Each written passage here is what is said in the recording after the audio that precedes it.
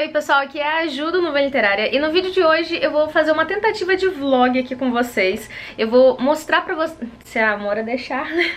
Então esse vídeo vai servir de segundo diário de leitura do projeto Lendo o Conde, onde eu vou contar pra vocês tudo que eu achei até os 50% dessa leitura. Eu vou tentar ir gravando ao longo da semana, enfim, ao longo dos próximos dias. E pra quem já acompanha o projeto e os projetos de diário de leitura aqui no canal, vocês sabem que esse vídeo vai conter spoilers, então estejam avisados. Tive até que pegar o celular aqui pra conferir. Então essa quinta semana nós vamos ler do capítulo 3, ou do começo do capítulo 4, da parte 3 até o capítulo 14. E eu já tô aqui no capítulo 4, Senhor Bertuccio, que eu até conversei com vocês lá no diário de leitura de 25%, né? Falei que eu tava nessa parte. Então hoje, dia 4/6, eu vou começar então essa quinta semana, né? E ler a meta da semana. Como eu falei pra vocês, isso é só uma tentativa mesmo pra ver se os diários de leitura ficam ainda mais dinâmicos, né? Eu tentar contar pra vocês o que eu achei justamente na hora que, sabe, eu ficar super empolgada com alguma parte da leitura. Então vou tentar lembrar de gravar um trechinho sobre o que eu achei daquela parte. E comentando um pouquinho então sobre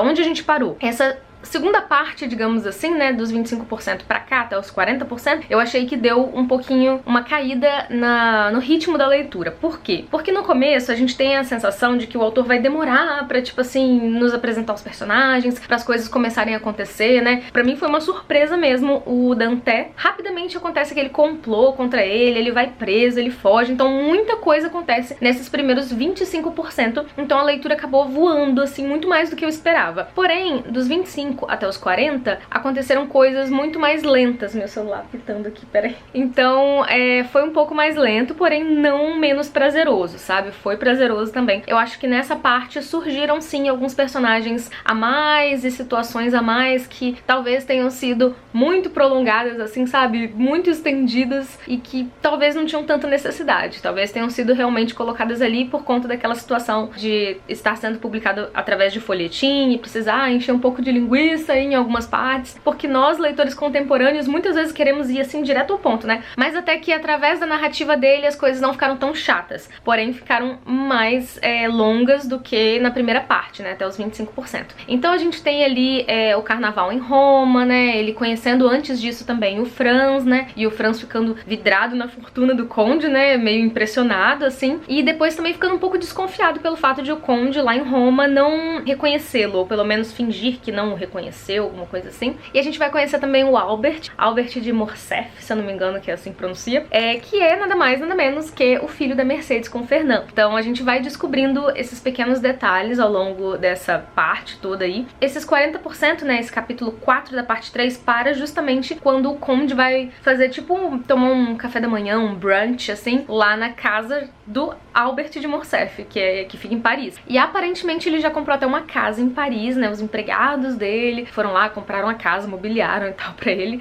Então agora eu acredito que o centro da história vai ser em Paris mesmo, né, as coisas vão acontecer mais ali mesmo, porque é ali que estão, né, os inimigos dele. Então vamos ver o que vai acontecer. Eu não vou comentar muito mais agora, porque como eu falei pra vocês, eu quero ir gravando de pouquinho a pouquinho, conforme eu for lendo mesmo. E vamos ver se esse formato de vídeo, de diário de leitura também vai ficar legal. Eu lembro que eu fiz esse formato mais ou menos assim, na verdade, né, segurando a câmera, vlog, quando eu li It, a Coisa. Então alguns dos diários de leitura de It, quase todos, eu gravei assim, mais espontâneo mesmo. Então eu acho que fica bem legal também. E me contem aí nos comentários o que vocês acham, porque a gente vai alternando os formatos de acordo com o que for ficando melhor, o que vocês acharem que fica melhor. Então já já eu volto pra comentar mais com vocês.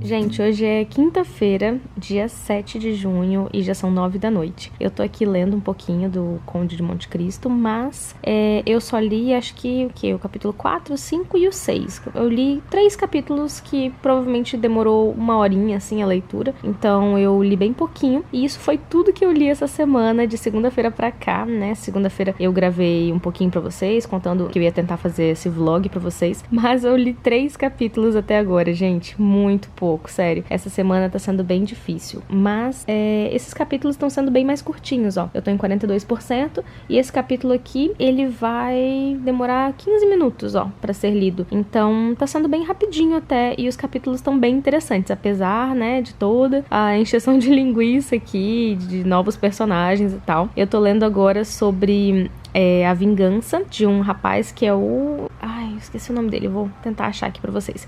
Ele se vingou, então, do Villefort, e eu tô lendo aqui uma parte onde ele tá contando que ele se escondeu lá na casa do Caderus, que era tipo né, como o Caderus era comerciante, eles então tinham uma parceria ali, assim, e ele foi lá pedir abrigo depois que o navio dele ia ser revistado, né, e como ele era um corso contrabandista, ele foi lá pedir, tipo, o abrigo lá na casa do Caderus e ficou observando lá o que estava acontecendo, que era justamente a venda daquele diamante, que o Conde de Monte Cristo, disfarçado, foi lá pegar informações e tal, e deixou, né, de presente pro Caderus. Ele tá contando, né, sobre a ganância, assim, da esposa do Caderus, e tá bem interessante, porém a gente sabe que poderia muito bem ser reduzida essa parte, né, ele contou, assim, muito detalhadamente, né, sobre como esse personagem mesmo, assim, assassinou, então, o próprio Villefort, e eu esperava que o Conde fosse se vingar do Villefort, e não, né, na realidade, quem se vingou foi esse outro personagem que apareceu aqui do nada e que tá, tipo, sendo um dos serviçais lá do Conde, e que entrou na história agora, daí ele começou a contar sobre a vida dele, sobre o irmão dele, que faleceu, que era bonapartista, foi assassinado, e ele foi buscar vingança, e o Villefort recusou isso a ele, e aí tem toda a situação lá com o bebê que ele encontrou, que tava dado como morto, né, e ele acabou tomando pra ele e pra cunhada dele, a esposa do irmão falecido dele. Eles começaram a criar essa criança, e essa criança é terrível. Ao que parece que essa criança mais pra frente vai ter alguma outra posição na história, né, eu tô até curiosa pra ver que criança será essa, né, porque pode ser que essa criança seja algum dos personagens importantes lá pra frente, né, venha se tornar algum personagem que no fundo a gente já conhece, né, tipo Franz, assim, sei lá, né. E eu vou continuar lendo mais um pouquinho e mais pra frente eu conto pra vocês, volto aqui pra contar mais um pouquinho sobre como tá a leitura. Eu espero muito conseguir finalizar a meta dessa semana, que eu acho que é até o capítulo 14 aqui, então eu espero muito conseguir finalizar até domingo.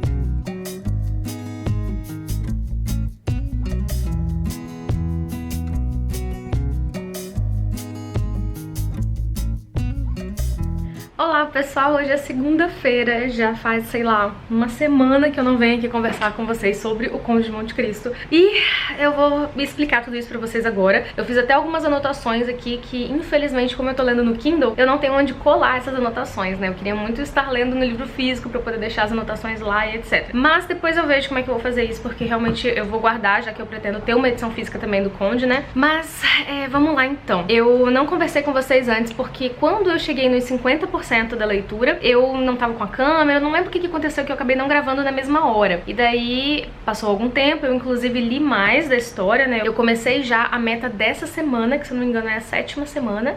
Então eu tô aqui, na verdade, já em 57% da leitura, no capítulo 7, que é O Mendigo, da parte 4. E, na verdade, os 50% mesmo da leitura, eles acontecem, assim, no meio do capítulo 15. Então eu não anotei aqui qual é o capítulo 15 da parte 3, mas eu vou olhar aqui pra vocês agora. O capítulo 15 da parte 3 se chama Roberto Diabo. Então, é na metade desse capítulo que a gente para, assim, tipo, nos 50%, né? Até esse capítulo, até o final desse capítulo, que a gente vai conversar agora, então, com spoilers, né? Até então, como eu tinha falado pra vocês, a gente tava lendo sobre a história do Bertuccio, que é um servo do Conde, e ele tava contando como ele matou o senhor Villefort. Só que, até essa parte que a gente tá na história, a gente já descobre que não foi bem assim, né? A gente já fica meio assim, porque a gente vê que o Conde circula lá na alta sociedade e se encontra várias vezes com o Villefort. Então a gente já entende que, na verdade, esse Bertuccio não matou o Villefort, né? Mas o Bertuccio também vai nos contando a relação dele com o Caderus e como ele foi preso no lugar do Caderus, né? Culpado de assassinar a Carconte, esposa do Caderus, e também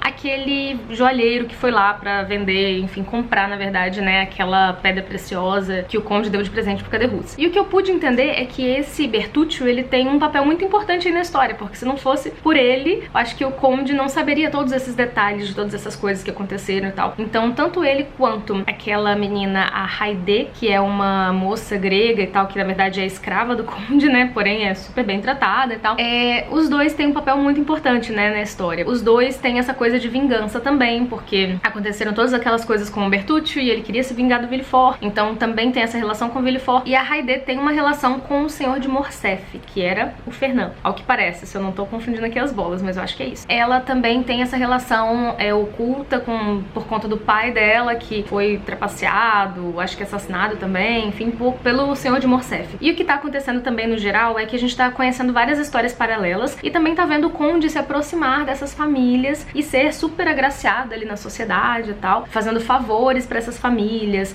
passando informações, sendo tipo um apoio, né? E a sociedade toda tá muito encantada com ele, né? Todo mundo quer agradá-lo e tal, quer se aproximar dele. Então ele tá usando tudo isso, né? Esse poder de influência dele pra manipular todas as situações ali. Então a gente sente que ele tá plantando ali pequenas armadilhas pra cada uma daquelas famílias. E isso tá sendo bem legal de acompanhar, porque a gente tá também conhecendo um pouco dessas famílias agora, né? Nesse momento atual, como que eles, esses vilões, digamos assim, né? Se tornaram pais de família, empresários, etc. Como que é a relação deles com as esposas, com os filhos e tal. E o Conde também tá se aproximando cada vez mais do Albert de Morcerf, que é o filho do Fernand com a Mercedes, né? Que é um jovem que tá inocente aí nessa situação toda e tal, e eu acho que o Conde compreende isso. Pelo que eu tô entendendo, ele tá tratando o Albert muito bem e tudo, e eu acredito, estou aqui com fé de que ele não vai se vingar, assim, dos filhos dessas famílias, né, das pessoas que o fizeram mal. Porém, o que acontece é que quando se trata de vingança, muitas pessoas inocentes também saem prejudicadas, então, querendo ou não, esses filhos de alguma forma vão ser prejudicados em toda essa história, né, vamos ver o que vai acontecer. E eu anotei aqui também a minha parte preferida até agora, que foi a visita do Conde à casa dos Morrel, né, que na verdade é só uma parte da família agora que tá morando em Paris, né, que é tipo, acho que é os filhos e o genro do Morrel, porque o Morrel faleceu. Essa parte foi super interessante porque o Conde viu toda aquela gratidão deles, ficou comovido, né, ficou se sentindo assim, nossa, realmente, tipo, fiz algo de bom e existem pessoas boas ainda que reconhecem